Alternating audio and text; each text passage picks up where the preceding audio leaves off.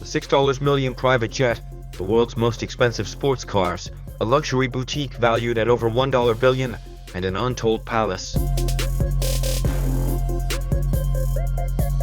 All this does not even represent 1% of what the richest woman in the world owns, Sheikha Moza bin Nasser. As the most senior female member of the Qatari royal family, she has more money and power than any tech billionaire in the world. In this video, we're going to take you through a typical day in the life of possibly the richest woman in the world. First, we want to answer the question of how rich Sheikha Nasser really is, and above all, why. His personal net worth is estimated at around $15 billion. Well, that's already an incredible amount. It wouldn't make her the richest woman in the world. In fact, she owns a lot more money. To be exact, about $400 billion, that is, more than double the fortune of Elon Musk, and more than the total GDP of countries like Greece or Morocco. The source of this money is in bin Nasser's family. She is the second of 3 wives of the Emir of Qatar. However, she is the only one of the 3 women who has studied, appeared in public, and even taken the lead in some of the major projects of the Qatari royal family, with the family having unrestricted access to all the resources of their small country. It can rightly be said that no woman in the world has more money at her disposal than Sheikha Moza bin Nasser. But her being so rich is no mere coincidence, but we'll get to that shortly. Before that, we start with a typical morning in the life of Sheikha Moza bin Nasser. Typically, it starts at the Royal Palace in Doha, or one of the 15 palaces that are situated on the same property. After all, this is where the entire Qatari royal family lives. In total, this property, which is strictly protected and almost inaccessible, is worth an incredible $1 billion. Inside, almost everything is made of pure gold, and there's even a private garage that can accommodate 500 luxury cars.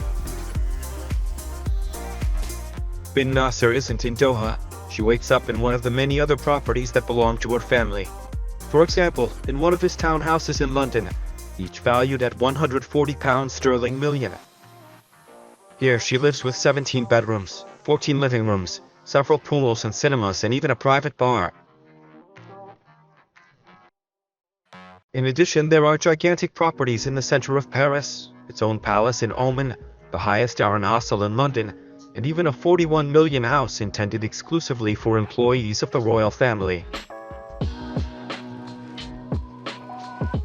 The total value of all these properties owned by the Qatari royal family is estimated at $10 billion, enough money to buy around 450,000 popular homes in Brazil. Daily life in one of these houses is generally the same for bin Nasser. Since her 7 children have moved and are now Emir princes among the most important personalities in the Arab world, she can take everything very relaxed. As a devout Muslim, she prays first and then usually has a smoothie at her private bar, quite simply. The focus, however, is on something else: your work. As president of the Qatar Foundation, she has more work to do than anyone else. The foundation is solely responsible for securing the country's future and preparing Qatar with smart investments for the post-natural gas era. To that end, it invests billions in global companies and is constantly on the lookout for new investment opportunities. Their power and wealth are not only due to their family history, but mainly to their economic understanding. However, she often combines luxury and money in a clever way. His preference is to invest in luxury brands. For example, a few years ago, she bought the luxury department store Harrods in London, together with the state of Qatar, for $1 million, and consequently only wears branded clothes such as Valentino, Chanel, Jean-Paul Gaultier, or Hermès. His company also owns important stakes in German companies. Her family owns, among others, 17% of Volkswagen, 6% of Deutsche Bank, 3% of Siemens, and 14% of Hapag-Lloyd. Furthermore, she and her family own the entire Paris Saint-Germain football club, including Messi and Neymar. These global holdings ensure that bin Nasser is not only one of the most powerful women in the financial world, but also regularly meets with the most powerful people in the world. To do so, she travels from metropolis to metropolis with her oversized private superjet. Her family owns several aircraft, but Sheikh Nasser's 747 is probably the most extravagant private jet in the world. The aircraft, which normally has around 350 seats, has an interior specially designed for the Nasser family. The family's 747 Real has several conference rooms with massage chairs, a dozen gold-leaf bathrooms, huge luxurious sleeping suites, and some furniture made of pure marble.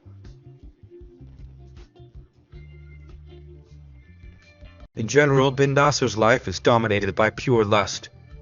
His family car fleet is worth more than €65 million. Among them are the most amazing sports cars from Maserati, Porsche, Lamborghini and Ferrari. However, while bin Nasser keeps a low profile here, it's mostly his sons who get the gas. You often see them, for example, driving a €5 million Bugatti Chiron, a €3 million Lamborghini Centenario, or a brand new Ferrari F12 through the streets of London. However, bin Nasser indulges in other hobbies. During her lunch hour, she often sits down with her daughter and dabbles in something completely different: art. Bin Nasser is known to be a great lover of art, and has secured $1 billion a year in art investments through a state fund. As such, it features paintings by Andy Warhol and Mark Hoddick, as well as countless works of art from every era of art history. In the afternoon, bin Nasser usually has to attend appointments. For this, she uses the Real train, in which she is transported by several bulletproof and explosion-proof cars. These security measures are very necessary. On the one hand, because as part of the royal family and a powerful executive, she's already constantly exposed to danger. And on the other hand, because it is extremely unusual for women in the Arab region to occupy such important positions. This often results in severe criticism of your person and increased security. But we'll talk more about that shortly. Usually in the afternoon, she is invited to important events. Thus, she meets politicians like Angela Merkel, Joe Biden, and Emmanuel Macron. Or participates in events such as the 2010 World Cup concession. Although it is not known exactly what events she spends her free time at. Many say that she has a keen interest in sports. It is said that not only did she play an important role in awarding the World Cup to Qatar, but she also regularly attends football matches with her children and grandchildren. However, his hobbies are predominantly intellectual in nature. In the evenings after work, she usually dedicates herself to the projects that really interest her. She works extensively to ensure that her people have access to culture and education. According to her, education is the only way for Qatar to be successful, even after selling gas. She continues to advocate for increased science teaching in schools, or for universities to adopt English and French as official scientific languages in order to compete internationally.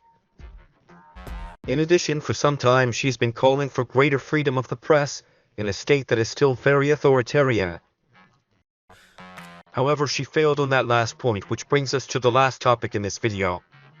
Although Sheikh Moza bin Nasser is very powerful and lives in absolute luxury, her journey has not been an easy one.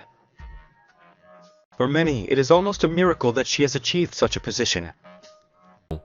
In Qatar, which is a strictly religious society, women still have few rights and are forced to submit completely to men. Within their own families, many men are reportedly dissatisfied with their power, and in parts of society, it is frowned upon for a woman to make such important decisions. It is impressive that she is so publicly exposed, even knowing that her husband has 2 other wives. Compared to the other 2 wives, bin Nasser has always been the opposite of what was considered typical for women in Qatar. She was brave and emancipated, not to be ruled by men, and graduated with a degree in sociology from Qatar University shortly after her return. When her husband first introduced her to the public in the 1980s, there were even huge protests, because at the time it was not considered appropriate for a Muslim woman from Qatar to be shown in public. However, Sheikh Moza bin Nasser moved on. Many say that it was thanks to her that Qatar became the rich country we all know today. However, there are also other criticisms of her. Many say she is just her family's puppet, used to cover up the authoritarian methods of the Qatari state and present the country as more modern and open than it actually is. Furthermore, she's not necessarily seen as an advocate for women's rights, and has never really campaigned on their behalf. She just stated that a woman can only be successful and educated if she has a successful and educated husband. Even so, for many Arab women, she is a great example, as she showed that it is also possible for a woman to make important decisions. Let us know your thoughts on bin Nasser in the comments.